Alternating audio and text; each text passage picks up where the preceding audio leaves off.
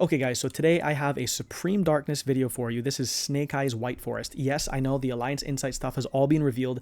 I made a video on that earlier today, so if you want to see my first thoughts on those cards, which are phenomenal, then you can go and watch that video. But Supreme Darkness hasn't even started in the TCG for us, so I still want to cover Supreme Darkness stuff, and of course there'll be tons of content for Alliance Insight.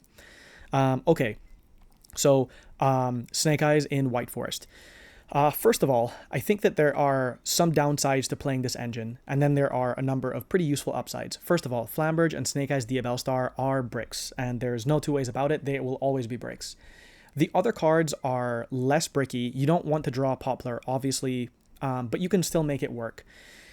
Drawing Ash or Oak or Divine Temple doesn't actually stop your combo at all, it slightly changes it. The bigger issue is that these cards aren't gas, and if you draw an Ash in combination with a Sylvie, you'll always want to normal summon the Sylvie instead of the Ash, and so the Ash kind of becomes a card that needs to be part of your combo, otherwise it will stay bricked in your hand. So I think this is probably more for people who like Snake Eyes, but it is worth saying that this adds additional layers to your end board that White Forest wouldn't normally have in Supreme Darkness format. So I'll show you that over some replays. First of all, here is the basic idea of it. So imagine you have 3 blanks in your hand here, so the goat will be the blanks, and then you have the Elzette and Tails of the White Forest. These can really be any White Forest cards at all. I've just chosen 2 of the basic ones because it's easier to show the combo in a more standardized way. So, you'll pitch the Tails, you'll search your Sylvie, which is going to be your normal summon. You always want to normal that. And you'll add the Rusia to your hand. So Sylvie and Rusia are critical to the combo on the field because you need to make a rank 4. Azamina Elzette is also critical for this combo, so you could not do this before Supreme Darkness because really what you want to do is when you make Infernal Flame Banshee, which is what can search the Snake Eyes monster, you need to have a way to get it into the grave so that when you link into Princess, which is a generic link, you have either the Witch or the Deception to get the Snake Eyes in grave for that Princess to resolve. So you can special the Rusia here, bring out the Sylvie from grave by shuffling back the Arciela.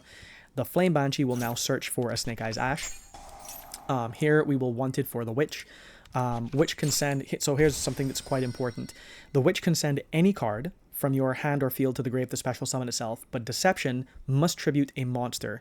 So you don't want to send the Snake Eyes Ash off the Witch if you don't have a monster to tribute in your hand or an extra body in field that you don't need. So if you make that mistake, you will not be able to complete the combo. So here you see that the Deception will tribute the Snake Eye Ash. We get Hallowed Azamina. That allows us to go into Murcielago, and that will search Unleashing. A quick note here. Even if we didn't need the body to go into Masquerena and Princess, I would still prefer the Murcielago over Ilia Sylvia if I had to choose one, because Unleashing is a much harder interaction to play around than the Ilia Sylvia negate. So in the typical White Forest combos, you're going to get both of them most of the time, if your opponent doesn't interact with you too much, so it's not like a huge deal. But I will just say that this card is so strong that I don't really care that I don't have Ilia Sylvia access. So we add back Hallowed because there's no reason not to, even though, so I'm choosing to keep Sinful Spoils set here instead of using this as fodder to make an Ilia Sylvia because I would rather access to either Damned Dragon or Guardian Chimera in my opponent's turn. That's why I'm keeping this. Okay, so now we go into Masquerena into Princess. We bring back our Snake Eye Ash. We add the Poplar.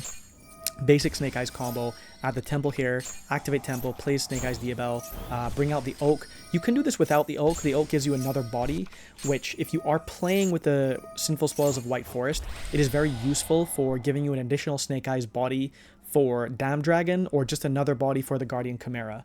If you were... if you just wanted to play Ilia Sylvia every single time instead, this really could be something else, I guess. So that's the basic combo. Okay, so now I'll show you 2 replays really quickly. This is playing into a deck that uses breakers, so it's not the best showing of the deck because I just get to do whatever I want.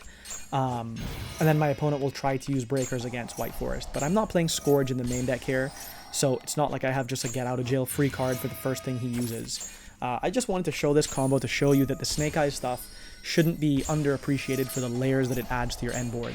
So here we make the Banshee, we search for the Snake Eyes Ash, we want it for the Witch sends whatever, we get Deception tributes the Ash, so the Ash is in grave, we can Hallowed from Murcielago, that gives us the Unleashing, which is great, Masquerena, Princess, bring out the Snake Eye Ash, which gives us the Poplar now, and that gives us the Temple, Temple Snake-Eye Diabellstar. We bring out the Oak because we were deciding to play Oak in this version, and now we have Flamberge. Remember, because you have begun your combo with Princess getting out Snake-Eyes Ash, you don't want to float the Flamberge in your turn because you don't have a way to get it back.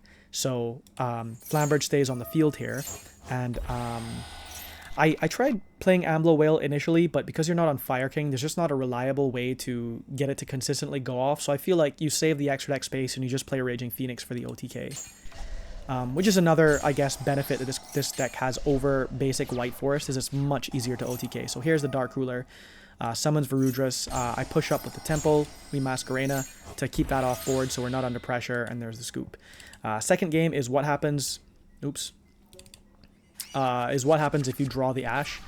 So if you draw the card that you need to get into the grave, then you don't need to make the Banshee, and so the combo is almost the same. It's a little bit different.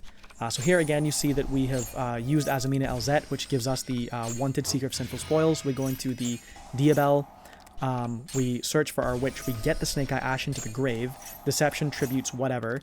We've also drawn Flamberge here, which doesn't affect us in any way because we're just continuing the combo. Princess summons the Snake-Eye Ash, that gives us Poplar, Poplar gives us Temple. Temple will play Snake-Eyes Diabellstar as always. We bring out the Oak, Oak gives us the Ash back. We bring out the Flamberge from hand. That's why it doesn't break the combo, because it's just like Requiem. It can be hand or deck. And now we place the Masquerena. We go into Raging Phoenix. We add back the Hallowed Azamina, even if we can't use it, just because there's no reason not to use the once per turn effect. And then so we're passing on a Reset Deception. So this is some crackback potential here. We have Unleashing, which is great. Unleashing and Diabell are solid additions to the Snake Eyes end board. We have an insurance policy in two ways of pushing up our Masquerena. Or potentially, you know, if we push up the Masquerena off of Divine Temple and we had a way to use Sinful Spoils of the White Forest to bring out Damn Dragon, we could potentially Damn Dragon push back their monster, and then if it was a useful monster, we might be able to bring it out off of the Flamberge. So the opponent here summons a Shuna. Now here I make a mistake because for some reason I thought that the Deception was Sinful Spoils of the White Forest. So I'm playing here on the assumption that I can choose if I want to make Damn Dragon or Guardian Chimera. And so I decide to play early into stuff like Talents and Thrust with Diabell and bring out Silvera. Obviously it's interaction, but really just to trigger the Elzet in the grave adding to the hand because I didn't have a monster in the hand. And for Guardian Chimera you need monsters on the field and in the hand. So I thought that I could, for example, use Sinful Spoils of the White Forest, Silvera and Snake-Eyes Diabell, for example, and Elzet in hand into Guardian Chimera later in the turn. And that's what I was trying to set up, but I actually didn't even have it set, so obviously, you know, this makes no sense. Here we push up, we go for a Masquerena to try to keep him off resources. The Pank attacks the wrong card and pops the wrong card. Should have run over the Little Knight, which is an actual interaction. Moyu reveals something, we just banish it, and they have to have gas to keep playing, but they're both tuners. So that's the basic idea of the deck. I think that in Alliance Insight, there will be a lot more Snake Eyes cards that you can actually play, especially with the new Execute Dragon, which I think is underrated. And you can still play the actual Snake Eyes cards in the main deck, but now that we have like actual good cards with the field spell, there's no reason to play bricks in the deck in Alliance Insight, so we'll see how we can clean that up and all the different versions of the deck that we might play after that. Anyhow, if you have any suggestions, let me know. If you want to join the Discord, link will be in the description. Feel free to subscribe if you enjoyed, otherwise don't. Thanks for watching.